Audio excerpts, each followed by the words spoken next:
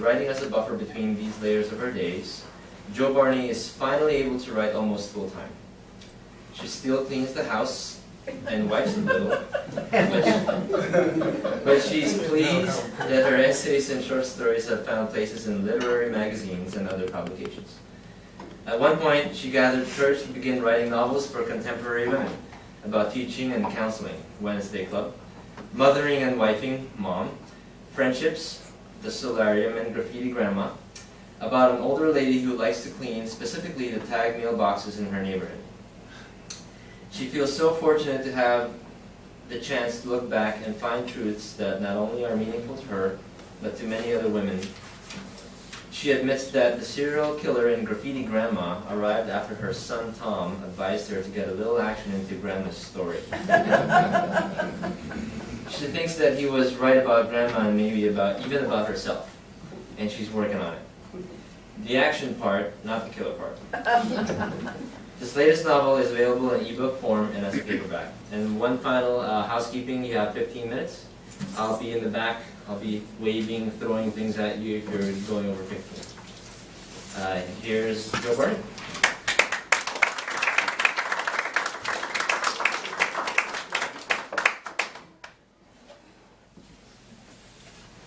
That was a wonderful introduction, even if I didn't write it myself. Graffiti Grandma.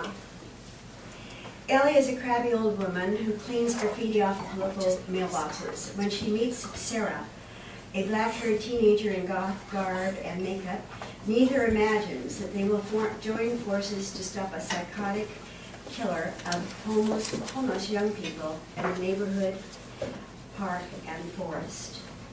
Graffiti Grandma is told through the eyes of Ellie, Sarah, a cop named Matt, and Jeffrey, a 5-year-old who grows up in the book. And the histories of these characters, their loves and losses, are vital in the frantic search for a killer who targets transients living in the streets of 2 Northwest towns.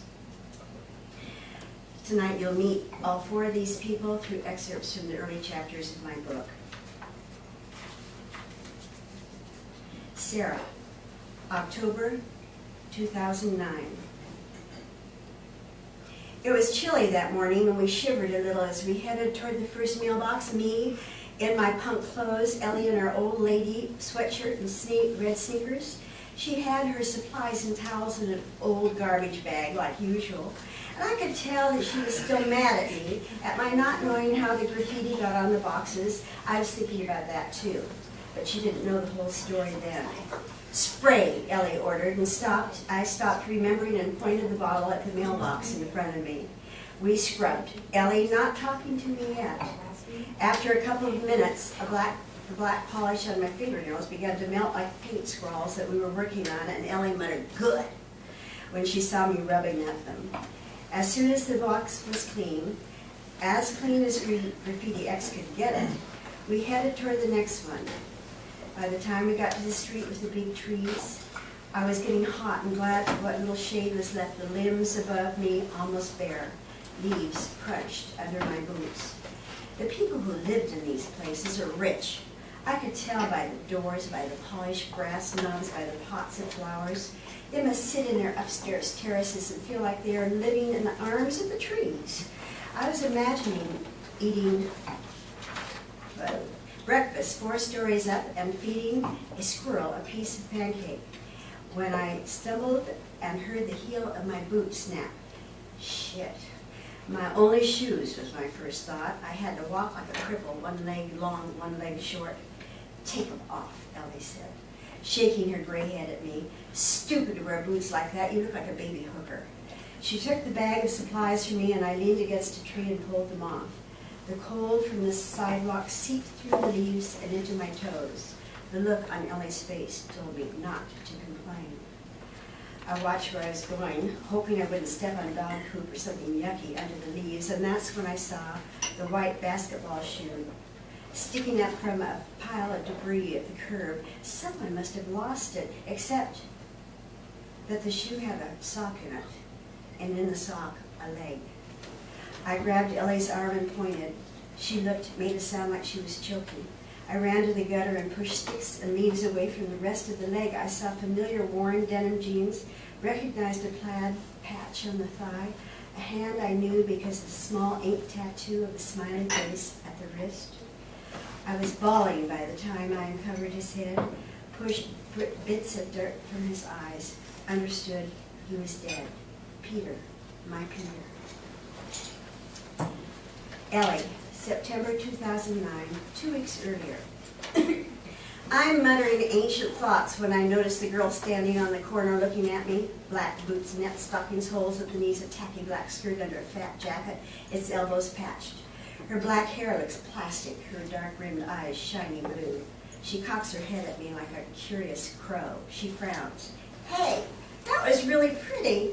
Beauty is in the eye of the beholder, I say. I keep scrubbing. So you're hired by the government or something? I wave her out of the way with one hand and spray another swoosh of graffiti X on the silver lines. This time, I'll wait 30 seconds before I get worked up. No, I answer. Oh, you just do it? Yes. I pass the steel roll over some scary-looking scribbles, and the pad etches its way into black letters I'm uncovering. Vagina. Just when did that become a dirty word? I press harder. I'm woozy from the smell of the damp rag, and my fingers on my right hand are up to the knuckles in black silver goop. Too late for gloves. Well, that's it for this one, I say in the girl's direction, meaning goodbye. I turn and head to the next mailbox a block away, and I hear her boots tapping on the sidewalk behind me. High heels, for God's sake, she's only 15 or so. Can I help? Why would you want to? The girl's finger or the finger of a midnight buddy pressing down on a button has created the blue organ, the yellow eye, the dangerous word, and now she's watching an old lady clean up after them. She'll have a good story to tell her gang the next time they come around with their cans of paint and felt pens and whatever they swallow or sniff in order to get their artistic juices running. She comes closer to me, takes a shopping bag from me with one hand and my elbow with the other. I'm Sarah, she says. I don't care who you are. I shake her off and grab the bag back. I can do this by myself. On the next box, a red heart wraps around the word mom. This isn't the first time I've come across this Valentine, and it puzzles me almost as much as vagina. What would a person's mother think if she knew her kid was vandalizing public property in her name? I ask my helper. The girl squirts a bottle a couple of times, and the soft red crayon melts fast, drips in bloody patterns onto the cement. Maybe the kid doesn't have a mom, she answers as she bends over and tries to mop up the sidewalk. I wipe fast while the red's still melting. The box's blue enamel comes almost clean. So that means he doesn't have to worry about what she'll think? Sarah blinks, looks away. Where to next, she asks. Over there. I point to the backs of a row of shoulder-high parking signs. Easy targets for anyone wanting to make his mark in the world. She's already got the spray bottle out, and she aims it at the scribbles running across parking 10-minute signs. Black ink sags into the rag on her hand. I think this is making a mark on the world, not in it. Would you please explain that to the jerks who are doing it? The girl steps back, wipes the finger across an eyelid, maybe squinting against the sting of graffiti X. You think I do this stuff? Yes, I say. She slipped out of her fat jacket and is tied around her waist by the sleeve. She looks like she's being hugged by an elephant. The arm that brushes mine is tattooed. A flower winds from elbow to shoulder, reds and oranges and greens. I poke a finger at the blossom. Anyone who could do this to herself is capable of doing the same to a mailbox. She gives up the bag when I pull at it. I toss the bottle in and head toward the last box on my route. I don't look back, but I imagine she's standing on the curb, glancing around, wondering who to bother next. Then I hear her voice, floating toward me like the leaves, dropping from the trees. The freesias for my mom. She liked to grow them. I stop, turn around, see her leaning against the clean mailbox, wiping her eyes on the jacket sleeve, her face disappearing into her hands. I pat my pants pocket, fill a fold of Kleenex, take a step, then another toward her. I can't stand watching someone cry. I grew freesias once, I lie. Jeffrey, 1986. Jeffrey's 5. The only thing Jeffrey can remember about his mother is that she has red lips. Whenever the 5-year-old sees a red-lipped woman on the street, on the bus, or on his father's arm, he wants to run up and take her hand in his, but he's too big to hold hands. His father told him, giving him a knock on the head the last time he did it. The woman had smiled at him, but he could see that it wasn't his mother, because this lady's teeth were shining with gold. He and his father live on the first floor of an apartment house, and they sleep on a sofa that is open most of the time. Sometimes his father has a visitor, and then Jerry takes a pillow into the closet and sleeps there among the shoes and wad of clothes that have been tossed inside to make the room neat for the visitor. Sometimes the visitor has red lips, but she's never his mother.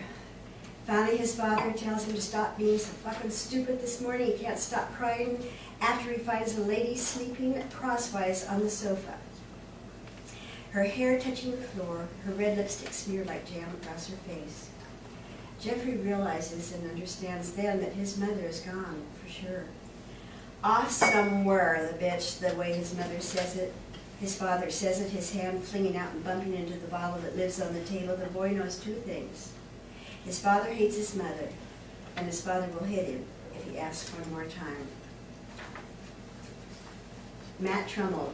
This is a cop, divorced, ex-alcoholic, nice guy. The boy stands motionless, looks through him as Matt opens the door. Colin? His son seems not to have heard him, and as Matt reaches out and asks, "How did you get here?" he notices a movement at the elevator. Marge is slipping into its closing doors. "Wait! What is this?" he calls. Too late. His fingers on Colin's shoulder brush against a note pinned on the boy's jacket sleeve. Colin has not moved, seems not to be breathing. Pee floods his small Nikes, pools on the hallway carpet. This is how it is with his son when he is afraid. Matt picks up Colin, who even at 7 is small, frail even, and carries him to the bathroom, begins to strip him of his wet trousers. As he tugs on the zipper of the green jacket, the boy stiffens. His arms thrash upwards. His face becomes a terrified mask, and the sounds begin. The first time Matt heard that howl, the hairs on the back of his neck raised. Even now, 5 years later, his son's fear stuns him. For a moment, he can't think of what he is supposed to do. A flailing hand whips past his face, reminds him. He wraps his son in his arms, holds him tight. His "it's okay, buddies" disappears in a roar erupting from the prisoner he confines. When the sounds become gasping sobs, Matt takes Colin into the living room and pulls him onto his lap in front of the television. Colin likes television. The movement, the sounds that divert his attention for long moments. The boy breathes more easily. The tears have left salty white tracks on his cheeks. Matt unpins the note. "I can't do it anymore, Matt. I'm not the mother Colin should have gotten. I'm empty of love for him, and I'm afraid not only for him, but for myself.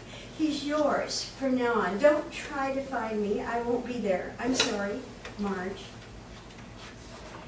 The paper's crumpling brings Colin's head up. His hair brushes Matt's lips, a breath of a kiss, an affection Colin never offers on purpose. Matt tightens his hug, and Colin sinks back against his chest. For the first time in years, Matt wants a drink badly. Instead, he takes 5 deep breaths through his nose, as his rehab counselor taught him, and while the quiet lass tries to think what to do. Along with a revealing look into the lives of homeless teenagers and sad beginnings of a serial killer, Graffiti Grandma carries an important message for its readers. Family is the engine that drives our lives, whether it's the one we find ourselves in or the one we seek.